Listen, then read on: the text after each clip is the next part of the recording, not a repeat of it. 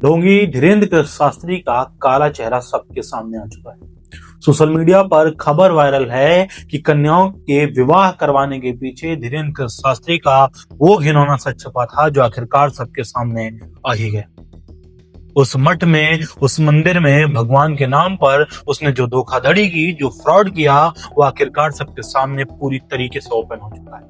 Social media पर viral हो रही क्लिप्स में एक लड़का दावा करता है कि यहाँ से आचार्य धीरेन्द्र शास्त्री लड़कियों को विदेश भेजते हैं। किस लिए भेजते हैं ये आपको आज के इस वीडियो में पता चलेगा। नमस्कार दोस्तों, मैं अभय मिश्रा, आप देख रहे हैं यूनिवर्सल। सच्चाई ऐसी जो आपके रोंगटे खड़े कर, कहानी ऐसी जिस पे आपको भरोसा ना हो, शख्स ऐसा जिस पर आंख बंद करके भरोसा करता। नाम आचार्य धीरेन्द्र शास्त्री और बागेश्वर धाम सरकार। जिस शख्स के ऊपर, जिस संत के ऊपर लोगों ने आंख बंद करके भरोसा किया, आखिरकार उसका अजनबी चेहरा हर शख्स के सामने आ गया है। हर इंसान जान चुका है बागेश्वर धाम की वो काली सच्चाई जो सालों से एक पर्दे के पीछे ढकी हुई थी, एक पर्चे के नीचे दबी हुई। मध्य प्रदेश के छतरपुर जिले के गढ़ा गांव में पैदा हुए आचार्य धीरेन्द्र शास्त्री शुरुआती दिनों में जिनके पास खाने तक के पैसे नहीं थे, भिक्षा के दम पर जिनका परिवार गुजारा करता था, साल 2019 से ट्रेंडिंग में आए और 25 तक आते आते 3 प्राइवेट जेट के मालिक बन गए। 2025 आते आते मध्य प्रदेश में एक भारी भरकम बंगला बन के तैयार है और मठ को ऐसा बना दिया जैसा बड़े बड़े ट्रस्ट वाले मंदिर नहीं बन पाए। भक्तों की ऐसी भीड़, भक्तों का ऐसा हुजूम जो सालों से मेहनत कर रहे हैं, जो सालों से कथा कर रहे हैं, जो विद्वान लोग हैं, उनके परिसर में भी ना हो। लोगों का अटूट विश्वास ऐसा जितना वो अपने स्वयं पे भरोसा ना कर सके। पर्चे पे लिखी हुई हर बात 100% सही, सिर्फ सेटिंग के दम, सिर्फ एक मंडली के दम पे लोगों को पर्चा बना के दिया गया कि तुम्हारी जिंदगी में ये है, तुम्हारी जिंदगी में पैसों की समस्या है। पैसों की समस्या हर शख्स की जिंदगी में होती है। तुम अपने परिवार से दुखी हो, कहीं ना कहीं हर शख्स अपने परिवार के झगड़ों से परेशान है। तुम्हारी शादी नहीं हो रही है, 90% युवाओं की आजकल शादियां, वो किसी न किसी बीमारी से जूझ रहे हैं। तुक्के लगाकर जो संत वायरल हुआ वो आखिरकार अंदर से कैसा था। ये वो बातें हैं जो सोशल मीडिया पर भरपूर वायरल हो रही है। ये वो वाक्य हैं जो सोशल मीडिया पर भ्रामक तरीके से फैलाया जाता है। ये वो स्टोरी है जो लोगों ने तोड़ मरोड़ कर, काट छाट कर अपने सोशल मीडिया अकाउंट्स पर पोस्ट किया और अपने आप को एक बड़ा इन्फ्लुएंसर बना। आज के टाइम पे एआई से कोई वीडियो क्लिप जनरेट कराना कितना मुश्किल है। आप उस संत के ऊपर अपमान के वो दाग लगा बैठे, आप उस संत के दामन पर बेइज्जती के वो छींटे दे बैठे जो जीवन भर नहीं भूल पाए। आप भारत में बहुत से संत हैं, बहुत से युवा संत हैं, बहुत से बड़े बाबा हैं जो करोड़ों का ट्रस्ट लेके बैठे हैं, लेकिन वो कन्याओं का विवाह नहीं करवाते। उनके दरबार पर महामहिम राष्ट्रपति नहीं जाते, माननीय प्रधानमंत्री नहीं जाते। लेकिन आचार्य धीरेन्द्र शास्त्री ने जिस वक्त पर मध्य प्रदेश में एक सामूहिक विवाह का आयोजन किया, उस वक्त पर महामहिम राष्ट्रपति महोदया और माननीय प्रधानमंत्री जी भी स्वयं पहुंचे। शादी ऐसी वैसी नहीं थी। हर लड़की को उतना दहेज दिया गया जितना उसके परिवार वाले नहीं दे सकते। हर लड़की को वो चीजें दी गई, वो सुविधाएं उपलब्ध कराई गई जो उनके परिवार वाले, उनके सगे संबंधी, उनके हितैषी ना कर पाते।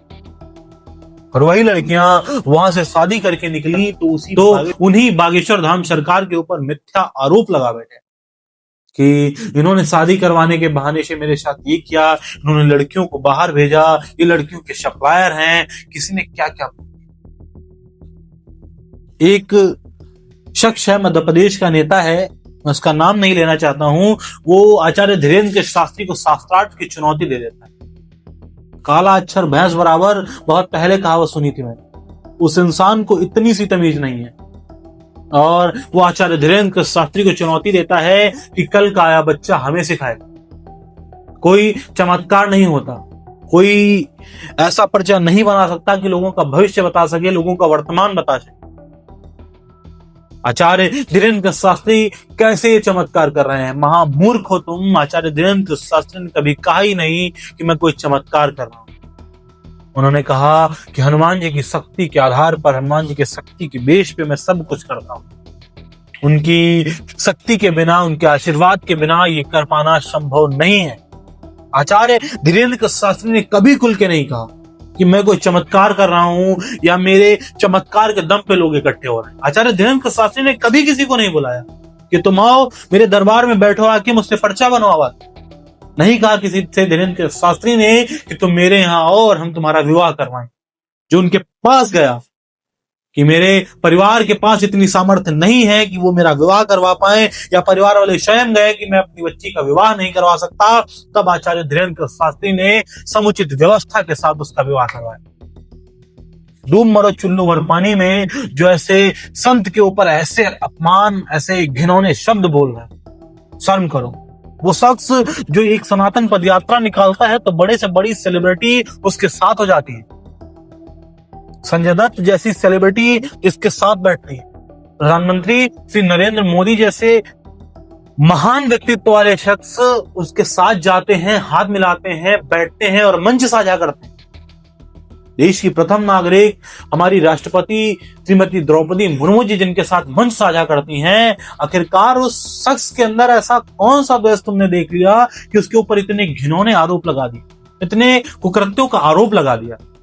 जरा सा अगर सोच लिया होता कि जिस इंसान को बचपन से भिक्षा मांगकर खाने की आदत थी, जिस इंसान को बचपन से भिक्षा मांगने की जरूरत पड़ी, वो आखिर जब बड़ा हुआ और उसने थोड़ी मेहनत करी, प्रभु ने कृपा करी और वो गरीबों की मदद कर रहा है, तो क्या वो किसी लालच में मदद कर रहा है?